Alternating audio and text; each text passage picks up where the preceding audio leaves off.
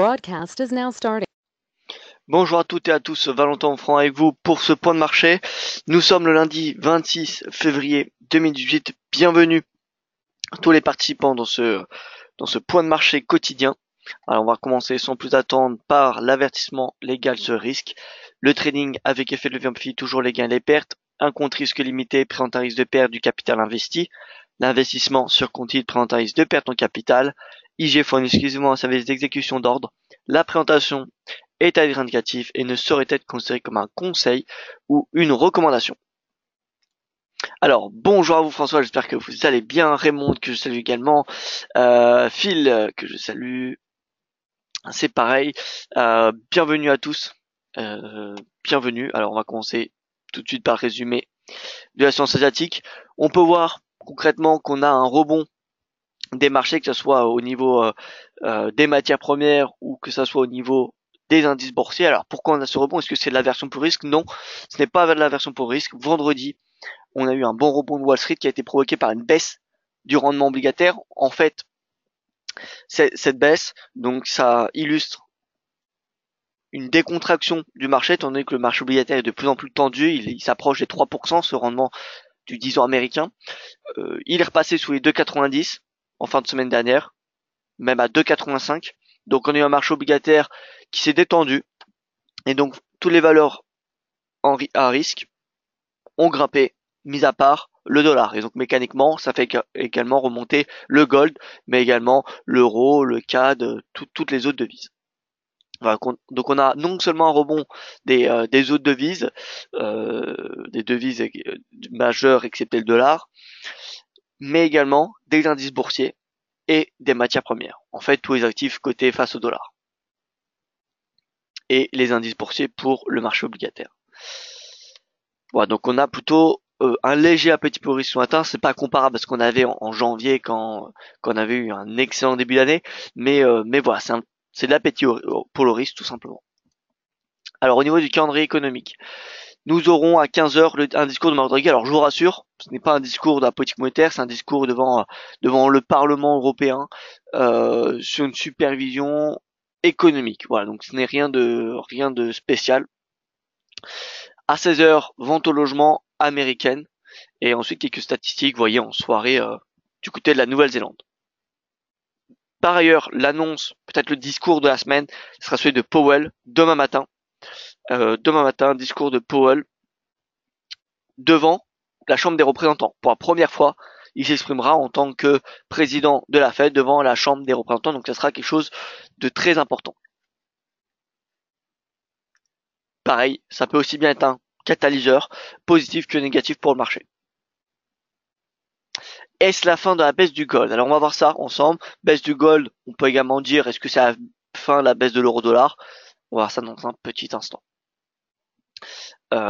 Et sinon, au niveau du calendrier économique, donc nous aurons des PMI chinois et Royaume-Uni cette semaine, la croissance canadienne, la deuxième estimation de la croissance des États-Unis avec des statistiques. Du côté de la zone euro, on n'aura pas vraiment de statistiques macroéconomiques, mais c'est vraiment dimanche les rendez-vous pour la zone euro. Je vous rappelle dimanche, élection italienne, plus vote du SPD, si oui ou non le parti accepte la coalition, la grande coalition avec Angela Merkel. Voilà, donc dimanche, lundi matin, ça promet d'être assez volatile. Donc trader en conséquent. Alors bonjour à tous, bonjour Brigitte, bonjour Frédéric, voilà, bonjour à tous ceux qui viennent de nous rejoindre. Alors on va commencer par l'XY parce que c'est ça. Alors déjà le rendement du 10 ans, juste pour illustrer, vous voyez que hier on a une belle baisse. On est à 2,86%, donc voilà, on a eu une baisse sur le 10 ans américain.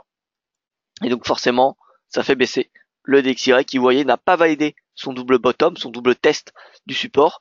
Donc on ne peut pas appeler cette figure un double bottom tant que la ligne de coup n'a pas été brisée.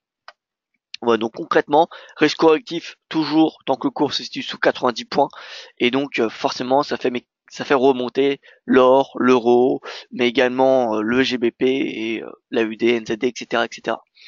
Donc voilà, DXY baisse. Powell demain peut tout changer. Donc ça serait risqué de prendre une décision ce matin.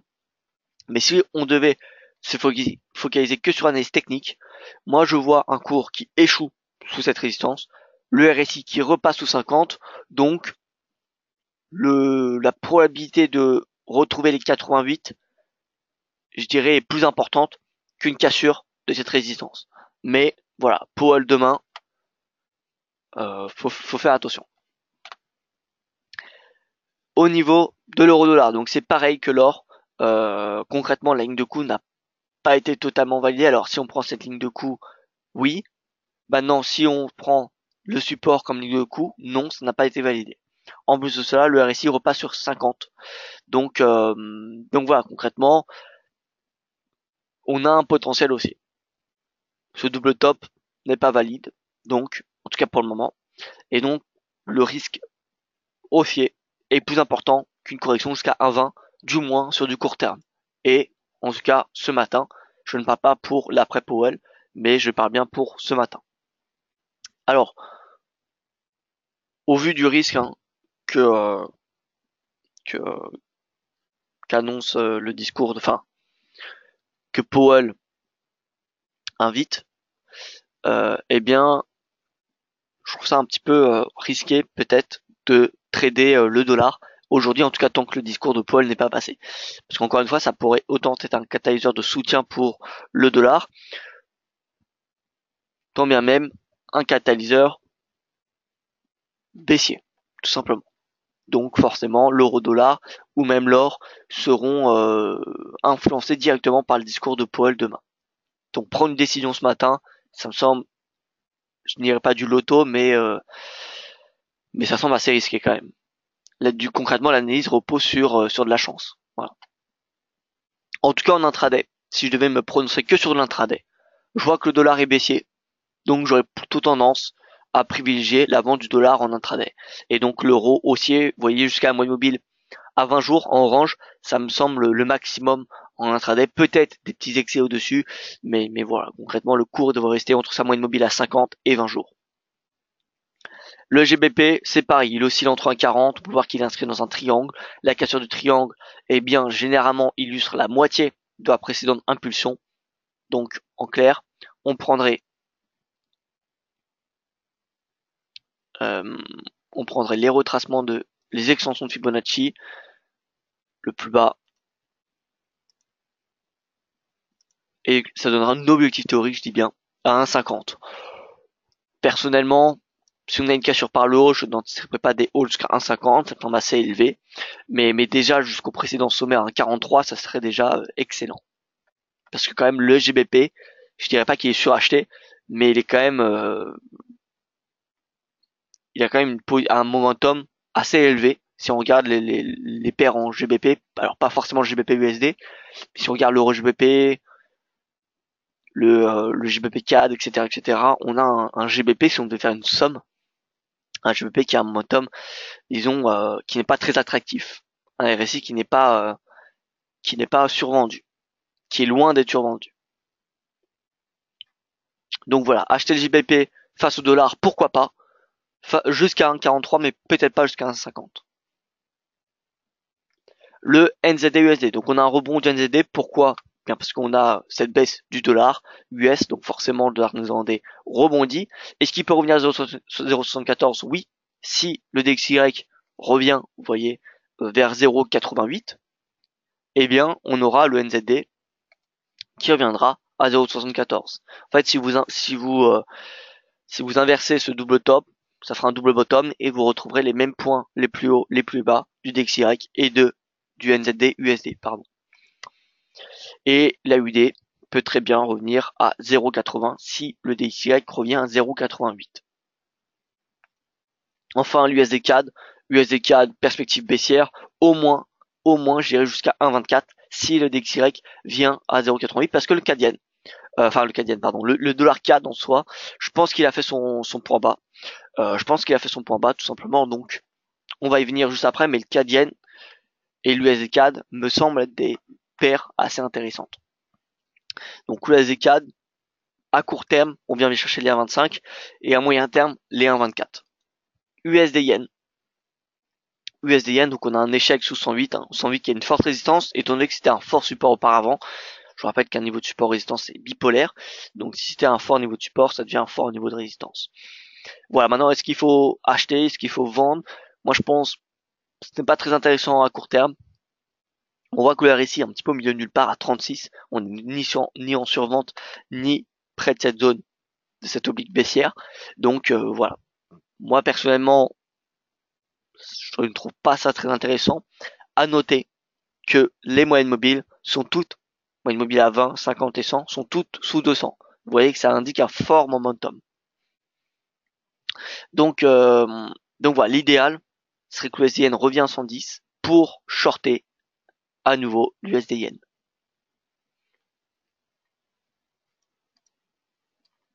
Un mot sur l'USD-CHF.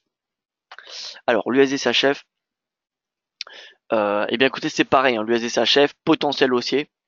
Potentiel haussier étant donné que le dollar est baissier, il a une orientation plutôt baissière à court terme. Donc, l'USD-CHF a plus de chances de progresser. Voilà, l'idéal, ça serait que le RSI casse 50, ça donnerait une confirmation du momentum, ça voudrait dire qu'il y a plus d'acheteurs, et donc, voilà, le momentum, il serait clairement haussier. 0,95 serait la cible. Enfin, est déjà la cible, mais voilà, concrètement, moi je pense qu'il peut revenir à ce niveau de prix. Maintenant, tout va dépendre encore une fois de Powell.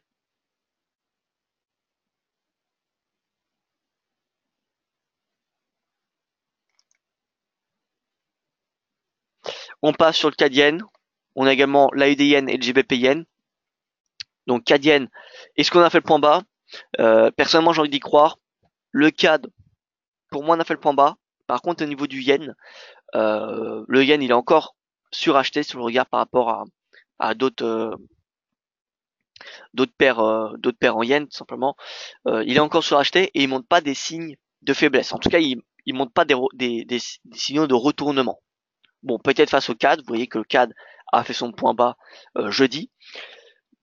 Mais si on regarde face à l'euro-yen, par exemple, vous voyez que l'euro-yen, il continue à baisser. Si on regarde, je sais pas moi, la UD-yen, alors la UD-yen, on va le voir juste après, mais bon, la UD-yen, pareil, on a fait le point bas vendredi. Donc vous voyez que le point bas, il est assez récent.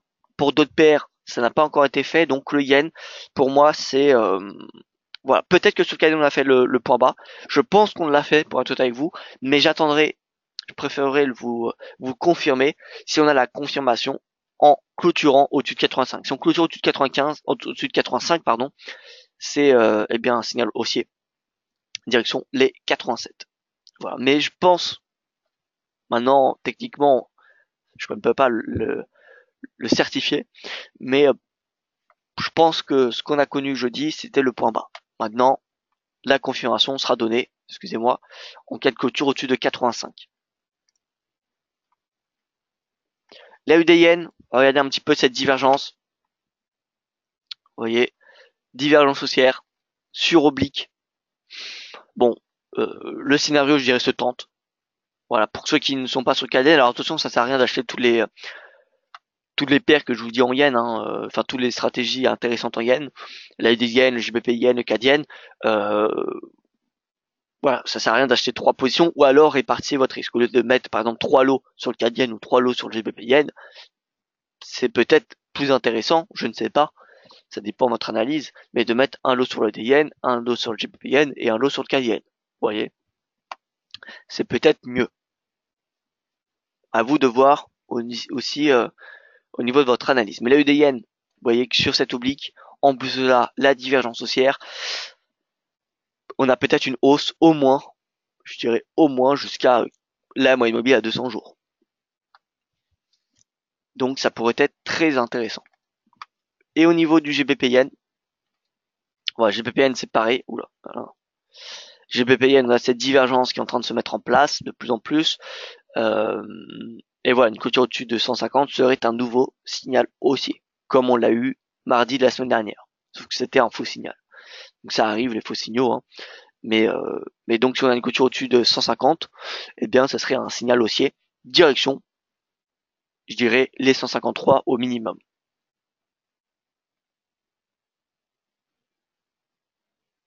On passe sur les indices boursiers. Alors le Nikkei, avec le Nikkei qui progresse, Hong Kong, Hang Seng. Bref, on a des marchés actions qui sont haussiers. L'Eurostoxx, c'est pareil, direction 3500. Le CAC détend pareil des marchés obligataires. On a eu la clôture au-dessus des 5003. Du coup, c'est plus un risque correctif qu'on a, mais une opportunité jusqu'à 5005. Maintenant, attention, les marchés européens seront directement influencés, ou en tout cas sous pression, selon le vote du SPD et les élections italiennes dimanche. Donc, à mon avis, le marché va rester assez prudent cette semaine sur les marchés actions européens. Donc ne vous attendez pas beaucoup à de volatilité sur le CAC ou l'Eurostoxx. Bon, le DAX, on le sait, c'est l'indice peut-être où il y a le plus de volume dans le monde. C'est peut-être l'indice le plus tradé avec le Dow Jones. Donc le DAX, oui, ça va encore, on va avoir des volumes. Si on regarde par exemple, on va mettre un indicateur. Alors, si vous êtes chez IG, vous avez accès au volume qui est vraiment très important, ces volumes. D'ailleurs, je ferai un webinaire éducatif sur les volumes parce que c'est important de connaître leur utilisation. Mais là, on peut voir qu'on a, vous voyez, on a des volumes à la baisse. Peut-être, je dis bien peut-être qu'on a un retournement qui va avoir lieu, un retournement à la baisse. Voilà, tendance haussière, volume baissier, donc volume à la baisse, c'est fin de tendance, tout simplement. Et vous voyez que donc les volumes diminuent de plus en plus, ils diminuent, donc voilà, cette semaine il devrait rester assez faible. On va garder un coup d'œil sur ces volumes cette semaine, mais vous voyez que actuellement, bon c'est normal que ce chandelier il est bas parce que c'est le début de la journée, mais on peut le voir que la semaine dernière, eh bien, on avait des volumes en baisse. En fait, depuis le flash crash, on a des volumes en baisse. Et donc volume en baisse, c'est une tendance qui s'affaiblit. Voilà, donc le DAX, il sera, il restera assez tradable, je dirais en intraday, même s'il aura moins de volume que les précédentes semaines. Voilà, donc le DAX résistance en swing à 12 765, qui est tout simplement la moyenne mobile de 100 jours. Sinon actuellement on a 12 583, 12 500 niveau de support en intraday et résistance à 12 600. Voilà, 12 500, 12 600, ça va être les bornes intraday. Au niveau du MIB, donc de l'indice italien, on peut voir qu'il n'est pas réellement sous pression, en tout cas pas plus que le CAC ou l'Eurostoxx ou le DAX. Vous voyez qu'il a retracé une partie de son flash crash, pas totalement, et qu'il est à équilibre. Donc voilà. À court terme, vous voyez que la résistance, c'est celle-ci, ce plus haut prix de clôture, qui est à 22 900, et le support à 22 418. Bien évidemment, ces deux bornes seront dépassées selon le résultat italien. Si on a le parti de droite, qui est une coalition, enfin une formation avec l'extrême droite également, et donc eurosceptique, oui eurosceptique, eh bien on aurait un risque baissier pour le MIB. Maintenant, si on a une élection du parti Five Star qui est en train d'entamer des négociations avec le gouvernement actuel, qui est le parti démocratique, et bien si on a une coalition qui est formée, eh bien on pourrait avoir, ça pourrait être les favoris.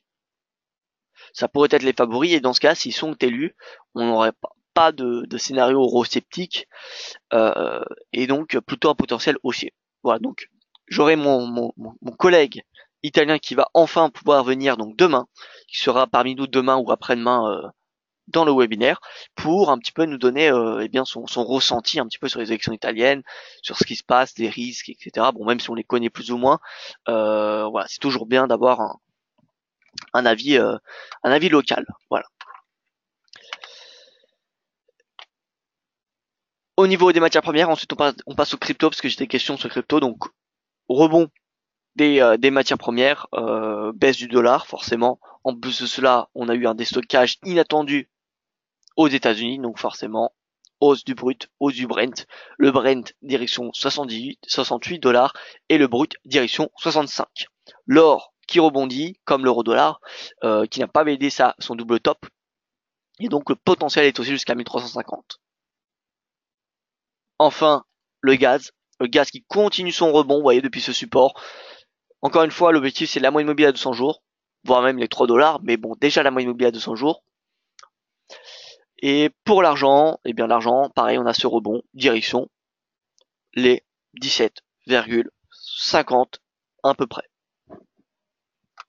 En fait, la zone haute, vous voyez cette résistance. Ça, c'est le premier objectif. C'est pas l'objectif 100%, mais c'est le premier objectif. 13h crypto, oui, on aura un webinaire crypto à 13h présenté par moi-même. Voilà. Et donc, j'ai des questions. Alors.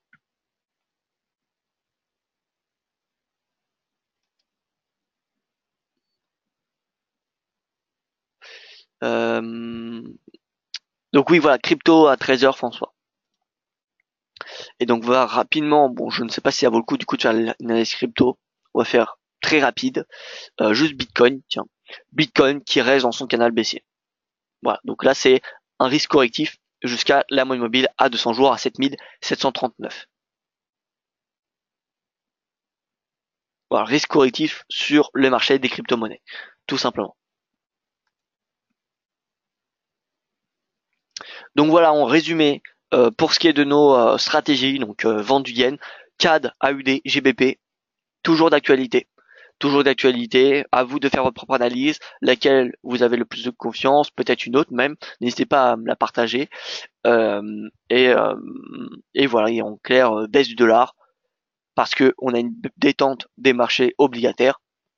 Donc voilà, ça laisse le marché pour respirer, le marché action, mais également les autres devises.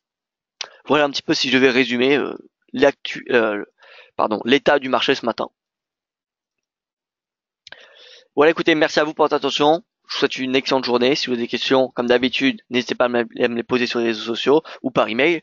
Et voilà, j'y répondrai le plus rapidement possible, bien évidemment.